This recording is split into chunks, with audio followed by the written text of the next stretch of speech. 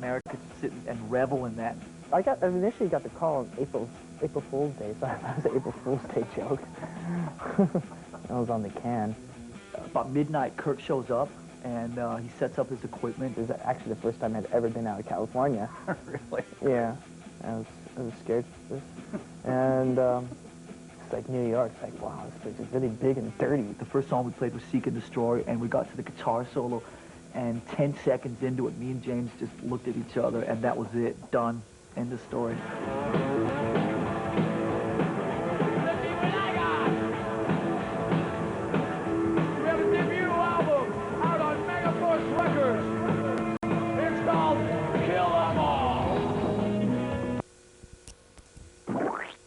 On the way to somewhere, it's always the best time you can come up with lyrics. So, like a paper right there, ready to write away, and a little pen handy right there.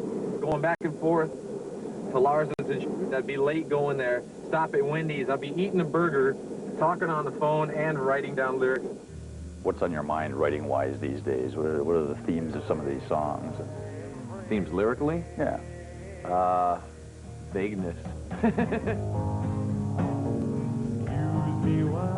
had to kind of go visit some kind of messed up places within where I thought, well, I'm all better now. I don't have to write that kind of crap anymore. But I mean, once you're messed up, you're, you know.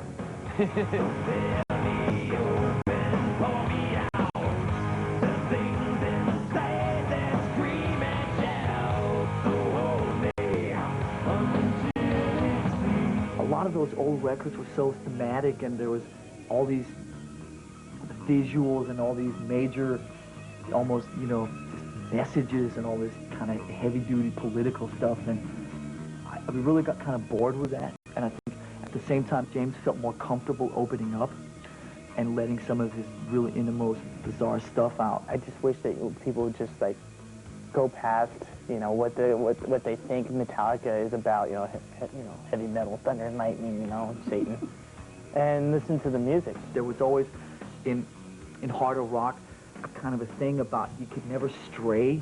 You know, I mean, we've always strayed and all over the place. Metallica started straying on its second album, Ride the Lightning. The band had signed with new management and a new major label, and it wasn't about to start bowing down before the usual hard and fast metal stereotypes. In 1984, when we put a ballad, Fade to Black, on our second record, I mean, people were freaking, okay? And we just said, right there, this is how it's going to be. There are no parameters that keep us in. Releasing its third album, Master of Puppets, in 1986, Metallica embarked on a career-changing tour with metal god Ozzy Osbourne. The Puppets album rose to number 29 on the Billboard chart, and with this success, the band soon found itself answering the inevitable charge of selling out. We do what we want to do, you know. If they consider that selling out, then whatever.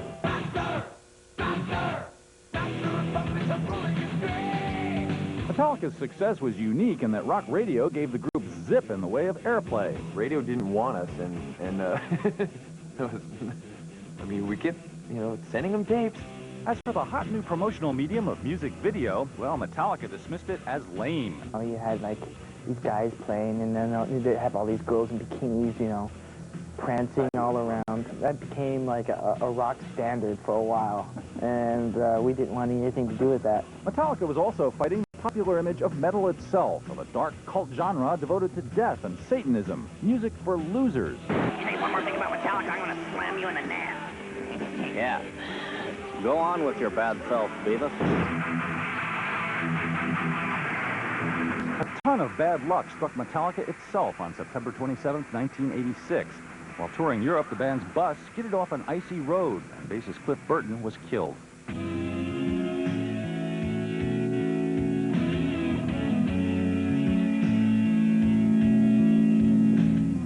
Did the band think at any time like maybe we should take 6 months off? No. We knew that if we did that, we'd probably start wallowing in our grief and depression. So we thought, we unanimously decided that we should just keep on working. Double-edged sword of that was that it was like whoever we got in the band would be at the receiving end of torment and torture and for years to come, just because he was the replacement for Cliff. That lucky man turned out to be Metallica fan Jason Newsted, plucked from the lineup of a Phoenix band called Flotsam and Jetsam. break. Let's go. Because he was in the mix, now he thinks we have to wait for him. Good.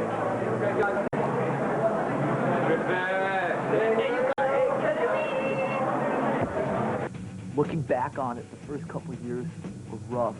Actually, the first couple of years and couple of years were pretty rough. When they wanted to be ugly, they were ugly and didn't really, that was just that. You didn't beat him up or anything, did you? No, we didn't beat him up. Well, mentally we beat him up. But, I mean, come on, he walked off the street into a dream situation, so we had to let him know that it's not this easy, brother. I had to really keep a straight-head professional. I really had to see further, I had to, look beyond all these kind of things, these bumps and these curves and obstacles. I really had to look beyond that. There were a lot of them in the beginning. It's come a long way, and I think, in a bizarre way, this is the most we've ever been banned right now.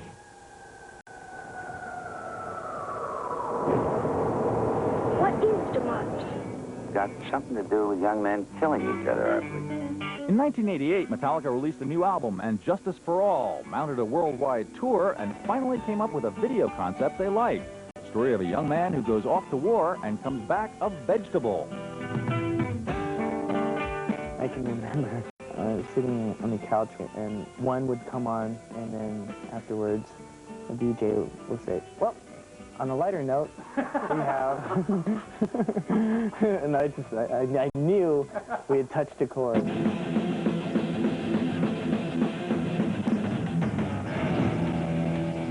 And Justice for All was nominated for a Grammy Award, although it famously lost out to Jethro Tull of all acts.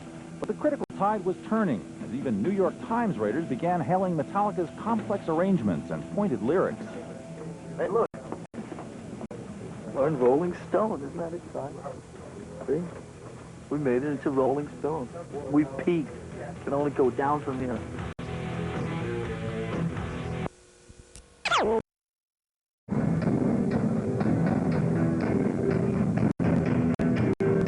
In 1990, gearing up to record its fifth album, Metallica finally found a producer the band would come to value highly. They're in studio with Bob Rock. One of the first things Bob Rock ever said to me when I met him 5 or 6 years ago in Vancouver was, you guys have never made a record that sounds like you sound when you play live. Let's don't do a yeah at the end. Do something else. Woman. Right? Okay. Child. Fire woman. Something wrong, something like heavy not tonight, any other way. I think we kind of all fessed up to the fact that we just needed to bring somebody else into our tightly knit organization and work with us in the studio. The typical Bob Rock scenario is me showing up and playing guitar, and him looking at me and saying, come on, man. And I'll look at him and say, what? And he goes, you're much better than that. Come on. You don't want to put that on an album. Remember what I said about guitar players that don't do their homework? Remember that. Hey, man, I do my homework. I do, man. It doesn't work.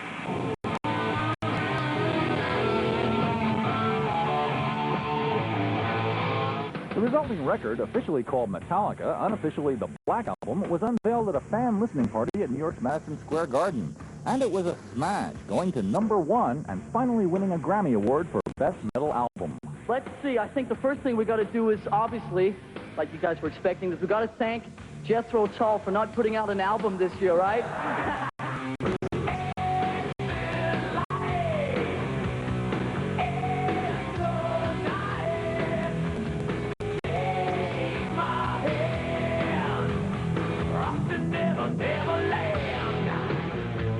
I knew we had a really good record, and I knew that it was going to do well. I would never in a zillion years think that 5 years later it's still hovering in the top 100 and selling, whatever X thousand copies. I mean, who just bought the Black Album last week? The longevity, that's cooler to me than being on top for 5 minutes, really hanging out and still being relevant, and for some reason people are still buying the damn thing.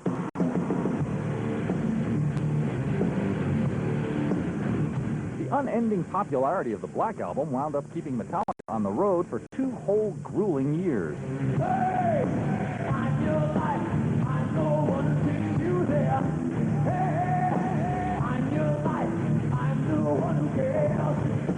At gunpoint, forced me to name one gig that stands out. I'd probably say the gig we did in Moscow in 1991.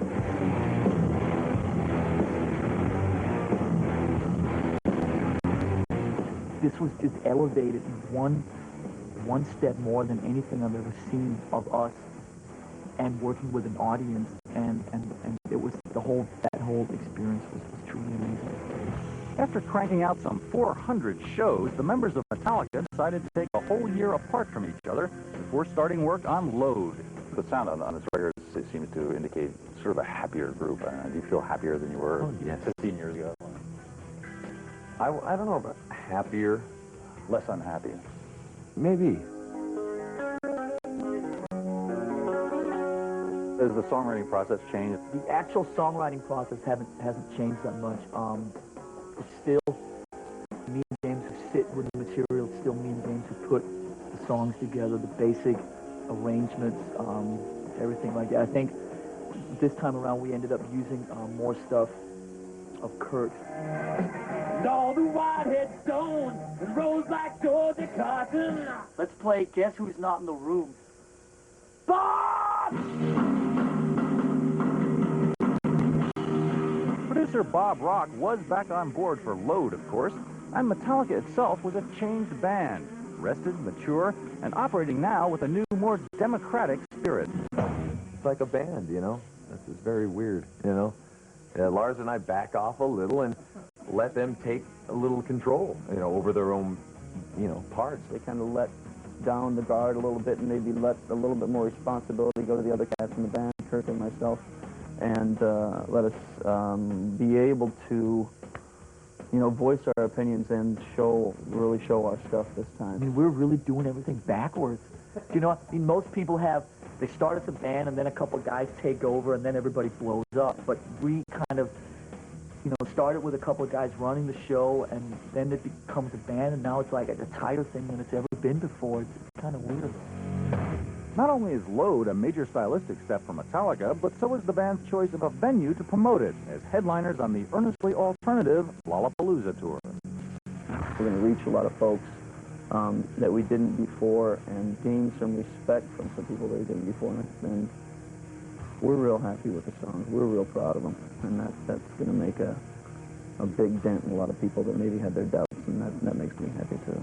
Musically, I think we're in a position right now where we could go anywhere and people would not necessarily maybe like it, but at least respect it, and I think that's important, and at least understand that we have a desire to keep pushing the boundaries, and the only thing that will limit us will be our own imagination.